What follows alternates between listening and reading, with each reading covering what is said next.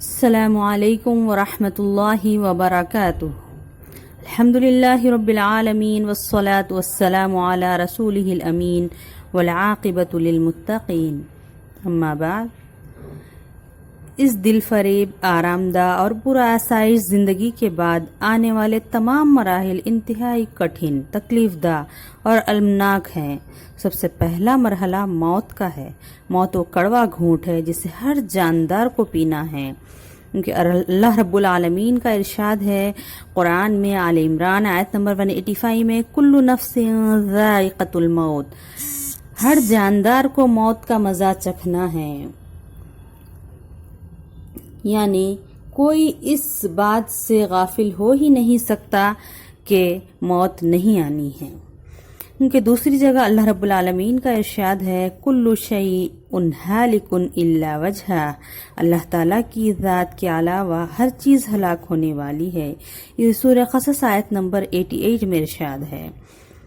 مرنے کے بعد چونکہ کوئی شخص واپس نہیں پلٹتا، اس لیے ٹھیک ٹھیک یہ بتانا کہ مرنے کی کیفیت کیا ہوتی ہے ممکن نہیں ہے۔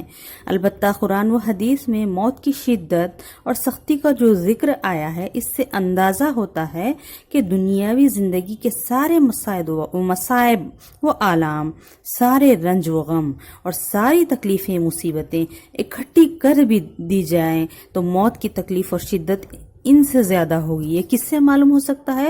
یہ قرآن و حدیث کی روشنی سے معلوم ہو سکتا ہے، کیونکہ سورہ قاف میں اللہ رب العالمین ارشاد فرماتے ہیں وَجَاءَتْ سَكْرَةُ الْمَوْتِ بِالْحَقِّ، اور موت کی سختی حق لے کر آ پہنچی۔ یہ آیت نمبر 19 سورہ قاف میں اللہ رب العالمین کا ارشاد ہے۔ حق سے مراد یہاں پر کیا ہے؟ دیکھیے، عالم برزخ کے حقائق اور سچائیاں ہیں، فرشتے نظر آ جاتے ہیں، عذاب و ثواب کا یقین ہو جاتا ہے۔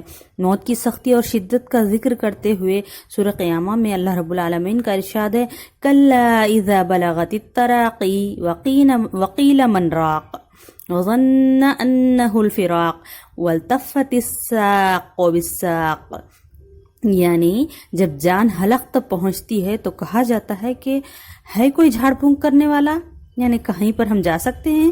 آدمی یہ سمجھتا ہے کہ اب دنیا سے جدائی کا وقت آ گیا ہے، اس وقت پنڈلی پنڈلی کے ساتھ مل جائے گی۔ تو یہ آیت سورہ قیامہ کی ہے 26 تا 29۔ تو پنڈلی سے پنڈلی مل جانے کا مطلب یہ ہے کہ موت کے وقت پے در پہ تکلیفیں آتی ہیں، تب جان نکلتی ہے، یوں ہی جان نہیں نکلتی ہے۔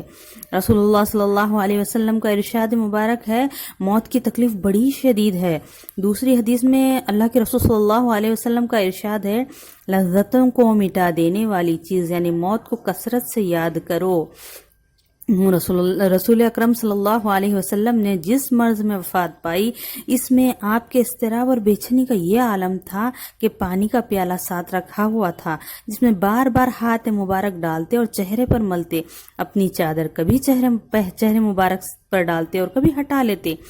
رسول اللہ صلی اللہ علیہ وسلم پر جب موت کی غشی طاری ہونے لگی تو رسول اللہ صلی اللہ علیہ وسلم اپنے چہرے مبارک سے پسینہ پونچھتے اور فرماتے جاتے سبحان اللہ ان للموت لسکرات، سبحان اللہ، موت کے لیے بڑی سختیاں ہیں۔ بخاری کی روایت ہے، ایسی نہیں، بخاری میں یہ بات مروی ہے۔ حضرت عائشہ رضی اللہ عنہا فرماتی ہیں کہ نبی اکرم صلی اللہ علیہ وسلم کی موت کی تکلیف دیکھنے کے بعد تو میں اب کسی کے لیے موت کی سختی کو برا نہیں سمجھتی، یعنی کہ کائنات کے لیے بھیجے ہوئے، راہ دکھانے کے لیے بھیجے ہوئے پیغمبر کے ساتھ یہ حال ہو سکتا ہے تو ہم اور آپ کیا ہے؟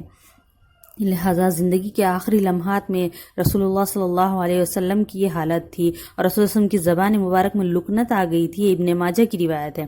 حضرت عمرو بن عاص رضی اللہ عنہ جو مصر فتح کرے تھے، اپنی زندگی میں اکثر کہا کرتے تھے مجھے ان لوگوں پر تعجب ہے جن کے حواس موت کے وقت درست ہوتے ہیں مگر موت کی حقیقت بیان نہیں کرتے۔ حضرت عمرو بن عاص رضی اللہ عنہ جب خود موت کے کنارے پہنچے تو حضرت عبداللہ بن عباس رضی اللہ عنہ نے انہیں ان کی بات یاد دلائی۔ حضرت عمرو رضی اللہ عنہ نے ٹھنڈی سانس لی اور کہنے لگے موت کی کیفیت ناقابل بیان ہے، بس اتنا بتا سکتا ہوں کہ مجھے ایسا معلوم ہو رہا ہے گویا آسمان زمین پر ٹوٹ پڑا ہے اور میں دونوں کے درمیان پس رہا ہوں، میری گردن پر جیسے کوئی پہاڑ رکھا ہوا ہے اور پیٹ میں کھجور کے کانٹے بھرے ہوئے ہیں اور ایسے معلوم ہو رہا ہے جیسے میری سانس سوئی کے ناکے سے گزر رہی ہے۔ تو دیکھیے، اندازہ لگائیے کہ اتنا آسمان، اتنا بڑا زمین، اور اس کے درمیان میں ہم پسے جا رہے ہیں، اور جو سانس ہے سوئی کا ناکا کتنا ہوتا ہے، اس کے درمیان سے گزر رہی ہے، ایسا محسوس ہوتا ہے۔ اور ایک ایسے ہی حضرت شداد بن اوس رضی اللہ عنہ کہتے ہیں کہ موت کا لمحہ دنیا و آخرت کی تمام ہولناکیوں سے زیادہ ہولناک ہے۔ یہ آروں کے چیرنے سے زیادہ اذیتناک، خینچیوں کے کاٹنے سے زیادہ سخت، اور ہنڈیوں کے ابالنے سے زیادہ تکلیف دہ ہے۔ اگر مردہ زندہ ہو کر لوگوں کو موت کی سختی سے آگاہ کر دے تو لوگوں کا آرام اور نیند ختم ہو جائے۔ اللہ تعالی ہم تمام کو موت کی سختیوں سے بچائے۔ حضرت عمر بن عبدالعزیز رحمۃ اللہ علیہ یہ دعا فرمایا کرتے تھے، اللہم ہون علی الموت، یا اللہ مجھ پر موت کی سختی آسان فرمانا۔ رسول اکرم صلی اللہ علیہ وسلم نے مومن اور کافر کی موت کی الگ الگ کیفیت بھی بیان فرما دی ہے۔